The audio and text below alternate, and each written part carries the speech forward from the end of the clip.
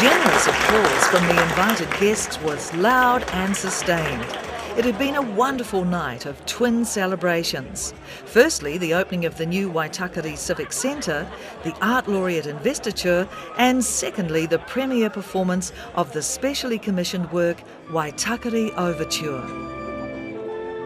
For the audience, the performance of the work had been a fitting end to a glittering celebration.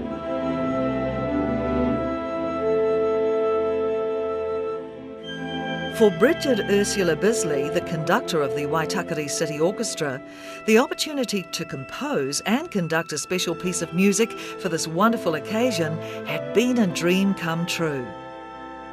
The realisation of this dream had been a long and challenging journey for this West Auckland woman. By the time Brigid had graduated from the University of Auckland, she was not only an accomplished violinist, but had also begun to write her own compositions. I always knew I wanted to write music, and I used to, even when I was quite young, I used to imagine music, and so it was quite natural for me to go and study music at university. I think generally in the music scene I'm known as a composer rather than a conductor. That's what I've been doing for longer. But I love conducting just as much and in a different way. We are all aware of the sounds around us as we go about our daily lives, but for Brigid, these sounds had a special significance. Where I'm perhaps a little bit unusual is I've got a very, very good ear. So, and I've got an eccentric ear too, whereby where I'm going around in everyday life, I often hear sounds that my mind or my musical imagination translates into musical sound.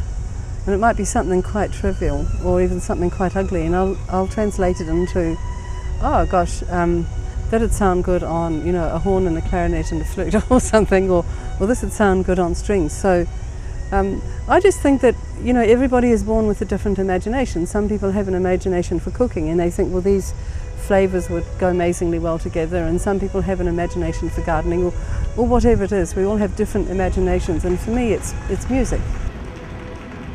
Brigid had already composed a number of musical works, but this talented woman had a further dream, to become an orchestral conductor. There are no conducting courses, training schemes or jobs available in New Zealand for emergent conductors wanting to gain experience. So how do you become a conductor with no orchestra? Was this an impossible dream? Not for this creative and motivated woman. One morning I woke up and decided I'd start the Waitakere City Orchestra. Back in 2002, I rang up Bob Harvey one morning, Mayor Bob Harvey of Waitakere City, where I have the good fortune to live. And he was very excited, and he got back to me and said yes, he thought an orchestra was a fantastic idea. When Brigid rang me, I didn't know Brigid. She rang and said, I think the city should have an orchestra. I said, let's have a cup of coffee. Straight away. We met, I think, maybe 4 or 5 times up at the hardware cafe where somebody said I've got a bed because I'm so long.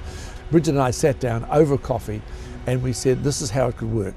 She had the musical skill, the talent, the genius. I could find a little bit of money from the council and the rest would come from sponsorship. So I became the patron and I've never stopped working for the orchestra, and I can't tell you how pleased I am. Waitakere, one of New Zealand's fastest growing cities, was about to stage an important event, the inaugural investiture of 12 new art laureates. What was wanted was something special to mark the occasion.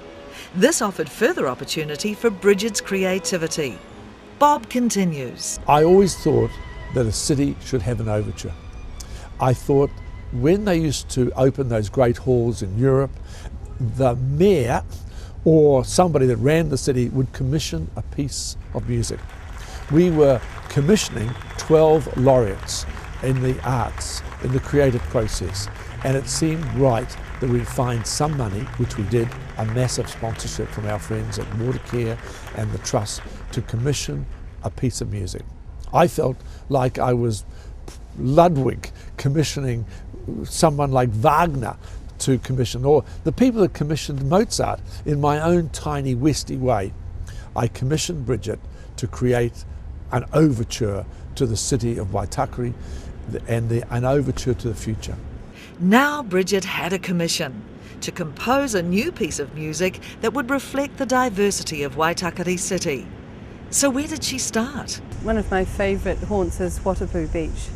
And I went to Watapu one day and I was lying on the sand listening to that incredible surf. I think it's louder there than anywhere else. And I was just, apart from the surf, it's completely silent. You've sort of got both things. And I just had a theme come into my mind. I wasn't thinking about the overture, it just happened. And I thought, well, okay, I'm just going to, I'm going to go wild here. I'm going to make it a total West Coast experience.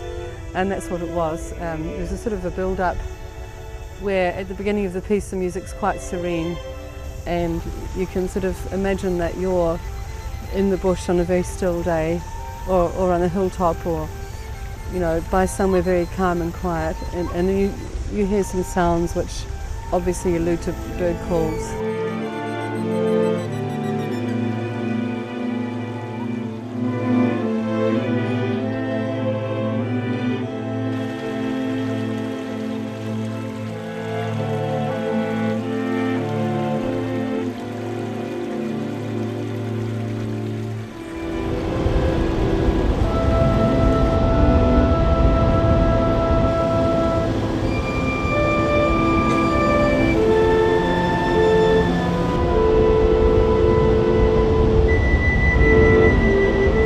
Waitakere Overture took the audience on a journey through the rugged and beautiful land of the Waitakeres.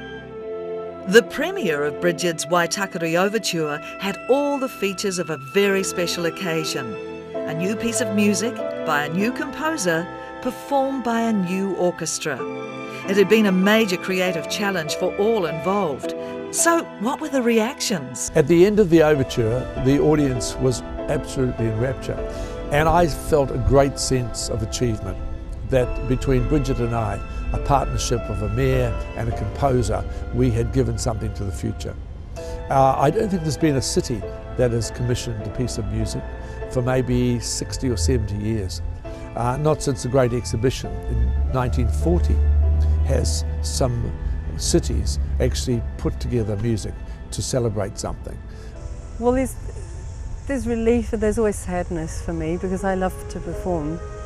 And when you've done something special like that, it's a shame when it's over. I think that's the temporal nature of music. Like you go to an art gallery and you can walk around looking at it for weeks. You can read a book, it can last forever. But with music, it's over in a limited time frame, and so it's something that you have to savour every moment. And then when it's over, for me. Relief when it's gone well, yes, but always a bit of sadness that event is over and that I have to say goodbye to all my musicians until next time.